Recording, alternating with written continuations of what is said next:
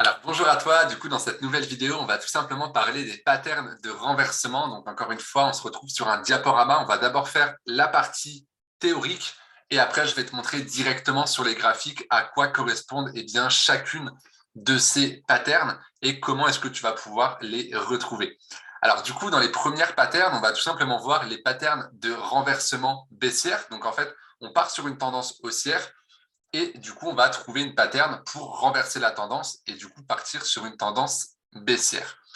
Donc la première figure, donc figure, pattern, il y a beaucoup de mots à ce niveau-là, soit figure chartiste, soit les patterns. Ça, c'est vous qui employez les mots que vous voulez.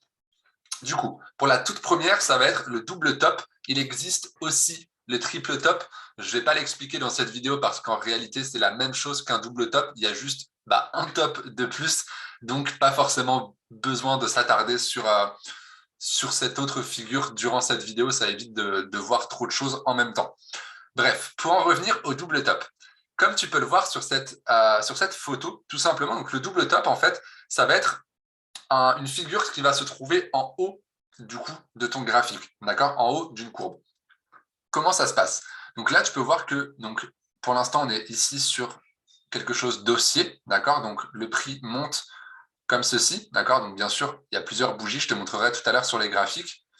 Là, on va former un premier top, d'accord? Donc ici, ça va se retourner pour revenir à un certain moment ici, d'accord? Tu vois qu'ici, hop, ça va se retourner de l'autre côté comme ça. Et là, donc, ça va nous faire le deuxième top. D'accord? Donc, vois ça comme un M. Donc, hop, ça monte. Le premier top, le deuxième top. Et une fois ici qu'on est au deuxième top, tu as deux possibilités. Soit tu vas prendre ta position en ultra agressive, donc vraiment tu vas prendre position dès la formation du deuxième top, au risque que ce ne soit pas un double top et que ça parte dans l'autre sens, donc que ça continue à monter. Donc forcément, tu as plus de risques que si tu le prenais en bas. Ou alors tu attends et quand tu vois que ça casse la ligne de coup, donc la ligne de coup, c'est quoi? C'est tout simplement la ligne qui va être placée en dessous en fait du pullback, en dessous du mouvement que tu vois là en fait, tout simplement. Donc, tu places ta ligne de coup et quand ça casse tout simplement cette ligne-là, tu peux prendre position donc en agressif ou alors attendre un pullback et prendre position au niveau du pullback. Donc un pullback, c'est quoi? C'est quand le prix revient sur la ligne de coup avant de repartir. Là, quand tu prends position au niveau du pullback, tu es vraiment en position beaucoup plus sécure parce que il y a plus de probabilité que ça fasse pullback et que ça reparte. En revanche, si tu prends uniquement ici au pullback, tu as aussi le risque que le prix fasse directement ça, il ne fasse pas de pullback, mais qu'il parte directement à la baisse et donc à rater le mouvement. Ça, c'est toi qui vois selon, encore une fois, ta gestion de trading. Personnellement, ça m'arrive de prendre en ultra agressive selon encore voilà les probabilités que j'ai, comment est-ce que moi je suis dans ma journée, etc. Donc ça m'arrive de le prendre en ultra agressif. Sinon, la plupart du temps, je le prends à la cassure de la ligne de coup. J'attends pas forcément le pullback parce que sinon, je sais que moi-même, je vais perdre trop d'opportunités. Et c'est pour ça que, voilà, personnellement, j'attends juste la cassure. J'attends pas forcément le pullback. Maintenant, on va se retrouver tout simplement sur les graphiques, d'accord, où je vais te montrer directement comment est-ce qu'on va pouvoir retrouver un double top pardon, sur les graphiques. On se retrouve encore une fois, comme tu as l'habitude sur mes vidéos, donc sur le GBP-JPY, donc la livre sterling contre le yen japonais, et on se retrouve sur une unité en 2 heures, d'accord? Je vais t'encadrer ici le double top, voilà. Le double top se trouve juste ici, d'accord? Donc tu peux voir que le prix vient du bas, d'accord? Il vient du bas, il monte, il monte, il monte, hop, et là, juste ici, il va former, alors je vais juste prendre le petit stylo, voilà, le pinceau. Donc tu vois que le prix fait ça, il va faire un premier top ici, d'accord? Ça, c'est le premier top. Il va revenir ici, faire ce fameux ici, là, donc le M en fait, comme ça. Et ici, il va faire le deuxième top, d'accord? Je vais le refaire au propre, ce sera quand même plus clair.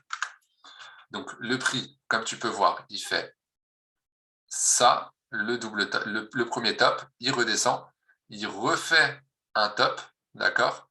Hop, il casse la ligne de coup. Donc moi, personnellement, j'aurais pris position sûrement par là, d'accord, dans cette zone-là. Là. et on voit que le prix a fait un pullback pour repartir dans l'autre sens. D'accord? Après, c'est vraiment toi qui vois comment ce que tu veux faire. Là, on aurait pu attendre tu aurais pu attendre un pullback, mais le prix aurait très bien pu faire ça directement, sans revenir en arrière. D'accord? Encore une fois, c'est toi et ta propre gestion de ton trading qui va tout simplement te le déterminer par toi-même.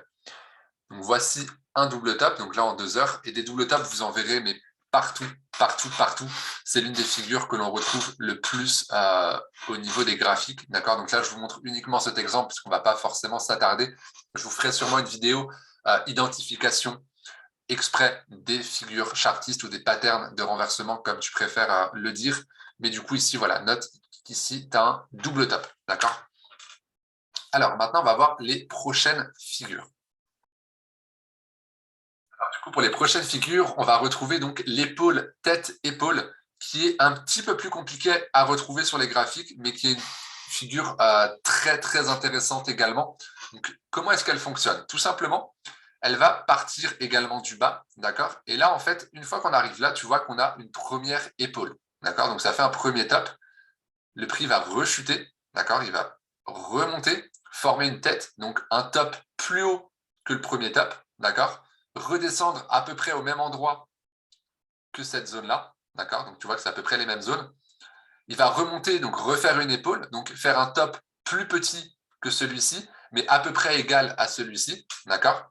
Donc un deuxième top qui va former la deuxième épaule pour ensuite rechuter. Pareil, tu as plusieurs possibilités. Soit tu prends ton trade en ultra agressif ici, donc à la formation de la deuxième épaule, pour aller chercher forcément un risque beaucoup moins grand et donc forcément un risque reward beaucoup plus grand, d'accord? Au risque en fait que ton trade parte dans l'autre sens. Donc ça, c'est vraiment à tes risques et périls, mais ça peut être intéressant dans certains scénarios. Ou alors attendre encore une fois la ligne de coup, donc la cassure de la ligne de coup, la ligne de coup qu'on va placer juste en dessous ici, donc du bas des épaules. Donc tu peux attendre soit directement à la cassure et prendre position, ou alors comme avec le double top, attendre un pullback pour prendre position, à savoir qu'il n'y aura pas tout le temps, il n'y aura pas toujours en fait un pullback, le prix peut très bien partir directement comme ça. D'accord? Au niveau de l'objectif qu'on va se fixer, d'ailleurs j'en ai pas parlé au niveau du double top, au niveau du double top, on va se fixer tout simplement l'écart qu'il y a entre la ligne de coup et le haut du top, d'accord? Que tu vas pouvoir reporter comme ceci en bas.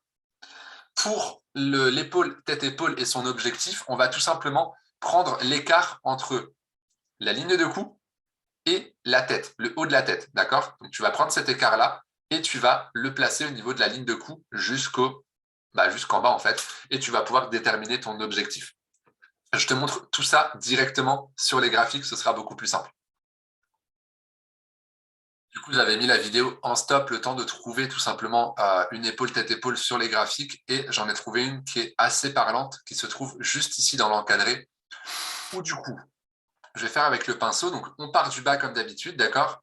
On arrive sur la première épaule, d'accord? On redescend, on remonte, former la tête, donc le top est quand même plus haut que l'épaule. On redescend au même niveau quasiment que la première, pour reformer la deuxième épaule qui se trouve là parfaitement au même niveau que la première épaule, pour cette fois-ci chuter. On voit qu'ici on chute vraiment. Là, il y a un pullback, d'accord, avec formation d'un double top, comme vous pouvez le voir. Ici, on a vraiment un double top. Et après, on chute vraiment de manière très brutale. D'accord? Donc ça, c'est tout simplement une épaule tête-épaule et en plus avec un double top derrière. Maintenant, je vais vous montrer où est-ce qu'on va pouvoir situer la ligne de coup au niveau de ce double top. Donc, la ligne de coup, personnellement, j'aurais pu la placer à peu près à ce niveau-là. Hop, voilà. Tout simplement là, en fait, où le prix à chaque fois revient, juste ici. Et du coup, ça va faire que donc on monte comme ça, on vient sur la ligne de coup. Ici, on a la tête, on redescend à la ligne de coup, on remonte, on casse la ligne de coup. Donc là, on aurait pu prendre position juste ici. Ici, on a un profit. Là, on revient sur le pullback, on redescend, on forme le double top et on descend. D'accord? Donc ça, c'est ce genre de scénario, c'est des scénarios ultra intéressants avec forcément une plus grosse probabilité que notre trade passe. D'accord? Après, forcément, ne prenez pas uniquement position avec des figures chartistes. Derrière, il y a aussi l'ensemble de votre analyse qui doit compter. N'oubliez pas ça. D'accord? Au maximum, vous aurez de confluence. Au maximum, votre analyse aura de probabilité de passer. D'accord? Donc forcément, si vous avez seulement une figure chartiste et rien d'autre, bah, votre trade, il n'a pas énormément de probabilité de réussir. Alors que si vous avez, par exemple, une figure chartiste qui tombe pile sur une résistance, qui tombe en même temps sur une trendline, qui, après, derrière, s'il y a par exemple une divergence RSI, j'en reparlerai juste à la fin de la formation, bien évidemment. Donc, c'est normal que pour le moment, ça ne te dise rien. Mais si déjà tu as 3, 4, 5 confirmations et choses qui confluent au niveau de ton analyse, bah, tu te doutes bien que tes probabilités vont être beaucoup plus intéressantes et beaucoup plus élevées pour prendre position au niveau de ton trade. D'accord? Donc là, voilà pour l'épaule, tête-épaule. D'accord? Donc, habitue-toi vraiment à repérer ce genre de figure sur les graphiques. Tu peux passer par exemple 1 heure, 2 heures sur les graphiques uniquement à repérer justement ces figures-là pour t'entraîner en fait, pour que ton œil puisse repérer beaucoup plus facilement les figures. D'accord? Donc là, l'épaule, tête, épaule, on chute. Là, il y a un double top. D'accord? Comme je te l'ai dit, on a vraiment partout des doubles tops. Et pour la suite, du coup, je vais juste recouper la vidéo, le temps de retourner sur le diaporama. Comme je te le disais, on se retrouve directement sur le diaporama où là, on va voir du coup les figures un petit peu plus en tendance. Je m'explique. Là, on va avoir le biseau ascendant. Donc, le biseau ascendant, ça représente ceci. D'accord? Donc, c'est vraiment deux trendlines qui vont en fait se rapprocher, comme tu peux le voir ici. Donc, elles vont se rapprocher les unes des autres. D'accord? Donc, au bout d'un moment, tu te doutes bien que ça va former comme un triangle. D'accord? Donc, la trendline du haut, ça va être la résistance. La trendline du bas, ça va être le support. D'accord? Et ensuite, tu vois que le prix, plus ça va, plus il va se compresser. D'accord? Donc là, toi, pendant la formation de cette figure, tu peux prendre position en bas pour aller chercher un objectif en haut, etc., etc. D'accord? Donc ça, tu peux jongler pendant la formation, donc à chaque trendline, d'accord, à chaque rebond sur les trendlines. Je vais y arriver. Et par contre, là où ça va être extrêmement intéressant, c'est au moment où ce biseau-là, donc le biseau ascendant, c'est le nom de la figure, va être cassé vers le bas. D'accord? Quand elle sera cassée vers le bas, tu peux justement aller chercher des objectifs très intéressants. Mais ça, je vais te le montrer directement sur les graphiques. Alors, je vais juste du coup recouper la vidéo et je vais repasser directement sur les graphiques. Voilà, on se retrouve directement sur les graphiques où là, je suis tout simplement passé en weekly puisque j'avais déjà repéré un très, très beau biseau. Du coup, voilà. Donc, comment est-ce que ça se passe au niveau d'un biseau ascendant? Tout simplement, hop, voilà, je replace bien la trendline. Donc, tu peux voir qu'on a une trendline donc, qui sert de support en bas et une trendline qui sert de résistance qui va se trouver forcément en haut. D'accord? Maintenant, le prix, qu'est-ce qu'il va faire? Tout simplement, tu vois qu'il va faire des rebonds. D'accord? Donc là, il a tapé ici. Il est quasiment venu toucher donc, ces trendlines-là. Il va vraiment jouer dans ce biseau-là. D'accord? Donc là, tu peux voir qu'il vient plusieurs fois taper le support avant d'aller directement à la résistance. Mais tu vois qu'au fur et à mesure, le prix se compresse énormément. C'est-à-dire qu'il va faire des mouvements de plus en plus petits. Là, on avait vraiment des mouvements très amples. Et plus ça va, plus les mouvements vont se restreindre entre les lignes. D'accord? Et donc là, on arrive ici. Là, donc, on peut potentiellement imaginer peut-être que ça fasse ça, peut-être encore une fois un aller-retour. Mais au moment où on va casser ici, donc on peut soit attendre un pullback pour reprendre position, pour prendre position et aller chercher l'objectif final, ou alors directement prendre position à la cassure. Donc je vais te faire un truc un petit peu plus propre quand même, pour que ce soit un peu plus lisible. Hop, hop, hop, hop, hop, voilà. Alors je vais te le faire avec des flèches. Donc hop, là on peut imaginer que le mouvement fasse comme ça, d'accord? Et que là, il se décide à chuter. Donc là, il va casser. Maintenant, soit il casse et ça part directement, sans faire de pullback, ou alors le mouvement va faire un pullback sur cette trendline, donc sur le support, qui va devenir résistance, pour aller potentiellement chercher les objectifs. D'accord? Après, ça, c'est toi qui vois au niveau de la prise de position. Je sais qu'il y en a, ils prendraient même tout en haut ici. Donc, puisque là, ça peut rester intéressant de prendre position carrément ici. D'accord? Pourquoi? Parce que on est sur une résistance. Donc, en soi, ça paraît intéressant aussi de prendre position. Donc, après, c'est vous qui voyez. Personnellement, j'attendrai la fin et la cassure de la trendline du bas, donc le support. D'accord? Après, au niveau des objectifs, c'est vous qui voyez. Vous pouvez très bien faire, par exemple, alors, hop, je vais juste recouper tout ça. Voilà. Vous pouvez très bien faire un premier objectif ici, d'accord, quand ça arrive à ce niveau-là, puisque c'est un niveau, comme vous pouvez le voir, de support. Donc, potentiellement, le prix peut venir ici pour remonter plus haut. Ou alors, donc ça, vous pouvez mettre votre TP1 ici. Vous pouvez mettre, par exemple, un TP2 à ce niveau-là. D'accord? Donc, il va aussi servir de support. Et par exemple, un TP final sur ce dernier support ici, donc un TP3. Ça, c'est vous qui voyez. Soit vous prenez 3 trades différents, donc un trade que vous allez mettre en TP ici, donc en take profit ici, un deuxième trade avec un take profit ici et un troisième trade avec un take profit ici. Ou alors, tout simplement, une fois, vous prendre un seul trade et votre trade, donc une fois qu'il arrive ici, vous le mettez à break-even, donc vous mettez le stop loss au prix d'entrée, d'accord? Une fois qu'il arrive ici, votre trade, eh bien tout simplement, vous mettez votre stop loss à votre take profit 1, d'accord? Et une fois qu'il arrive ici, vous pouvez mettre votre take profit, enfin votre stop loss à votre take profit 2, d'accord? Et bon, après, attention, une fois qu'il arrive ici, normalement, vous avez encaissé comme il se doit, d'accord? Mais donc voilà pour un biseau ascendant. D'accord? Donc, bien sûr, il y en a aussi énormément des biseaux ascendants. Donc après, je vous laisse faire les recherches sur les graphiques. Je vais juste regarder, je crois que je viens d'en voir un à peu près à ce niveau-là. Je vais regarder s'il est effectif. Voilà, vous pouvez voir qu'ici, on en a un aussi. Après, bon, je vais pas le... Hop, j'essaie de le tracer à peu près correctement. Voilà, ici, vous avez aussi un autre biseau. Après, vous pouvez voir aussi comment est-ce que vous voulez le tracer. Si vous voulez le tracer à partir d'ici, hop, comme ça, par exemple.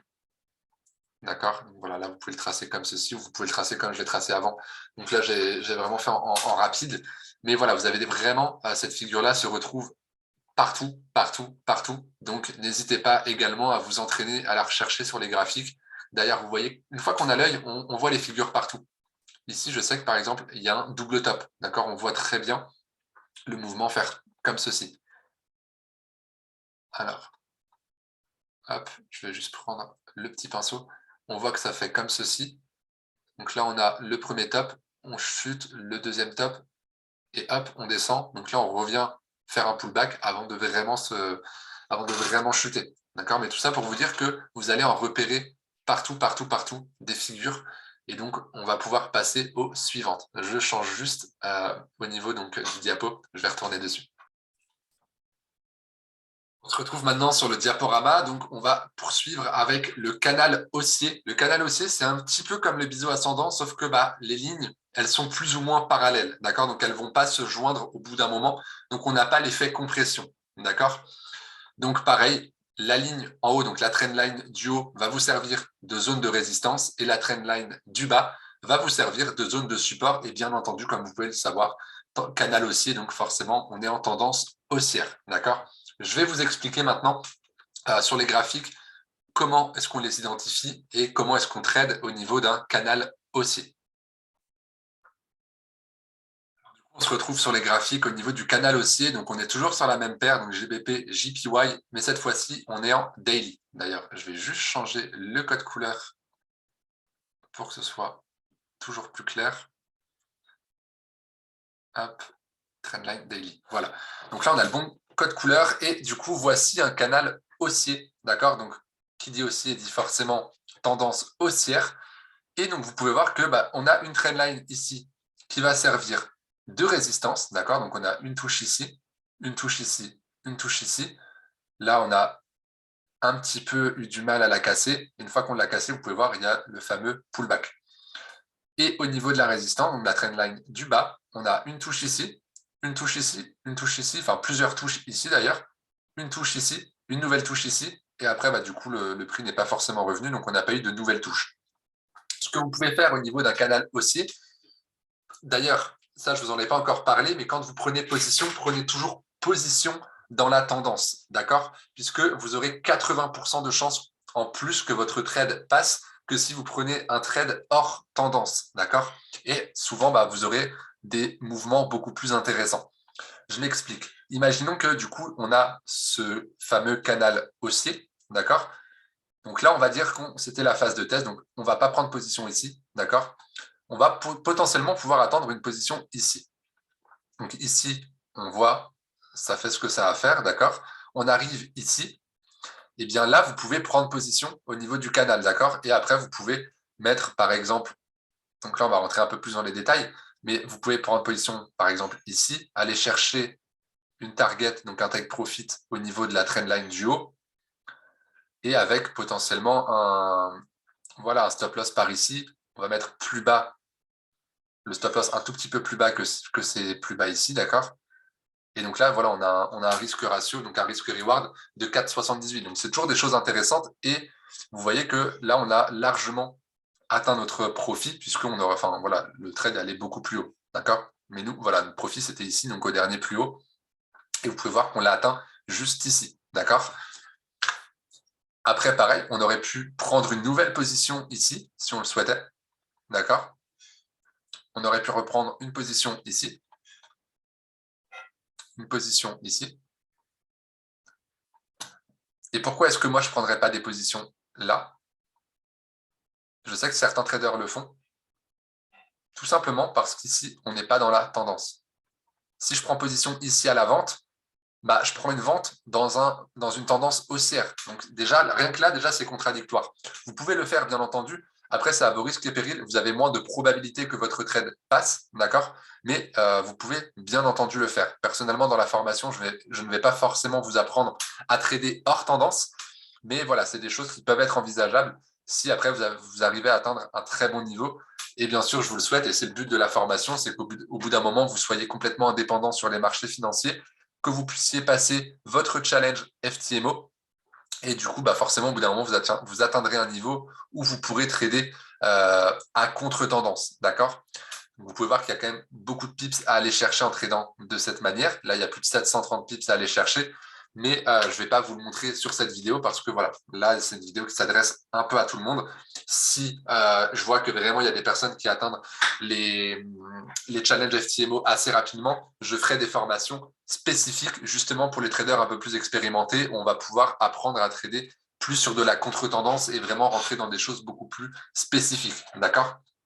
Mais pour en revenir du coup au fameux canal haussier, donc vous pouvez prendre position à l'intérieur en prenant des positions acheteuses et à la cassure du canal, vous pouvez reprendre une position par exemple au pullback. C'est-à-dire que en fait, quand on casse un canal haussier, c'est-à-dire que la tendance se porte extrêmement bien. Donc logiquement, on va continuer à monter en fait. Donc vous pouvez prendre une position par exemple ici sur le pullback, d'accord, juste sur la mèche qu'on peut trouver là, pour aller chercher encore une fois un peu plus haut. D'accord? Là, pareil, on revient encore une fois sur la même trendline qui a extrêmement bien, qui a vraiment servi cette fois-ci de support. D'accord? Donc, c'est une résistance qui est devenue support et on peut voir qu'elle a très, très, très bien joué son rôle, puisqu'elle a rejoué son rôle une fois ici, deux fois ici, quasiment trois fois ici, et elle a retapé ici. D'accord? Donc, moi, je l'aurais dévalidée, donc elle n'aurait plus été valide à partir du moment où elle avait été cassée ici. Mais ça reste une trendline extrêmement intéressante. Donc voilà pour les différentes patterns au niveau du renversement haussier. D'accord? Là, ce n'est pas renversement au niveau du canal haussier, c'était plus continuation haussière, mais je l'ai mise dedans puisque voilà, c'est toujours une figure extrêmement intéressante. Et à savoir que si le canal est cassé à la baisse, vous pouvez aussi partir sur une contre-tendance et potentiellement trader du coup un renversement. D'accord? Mais du coup, voilà pour cette vidéo. Je vais faire une autre vidéo parlant des figures de renversement, cette fois-ci baissière, pour éviter que ça fasse une vidéo trop longue. Déjà que celle-ci était quand même assez longue. Donc, on se retrouve sur la prochaine vidéo.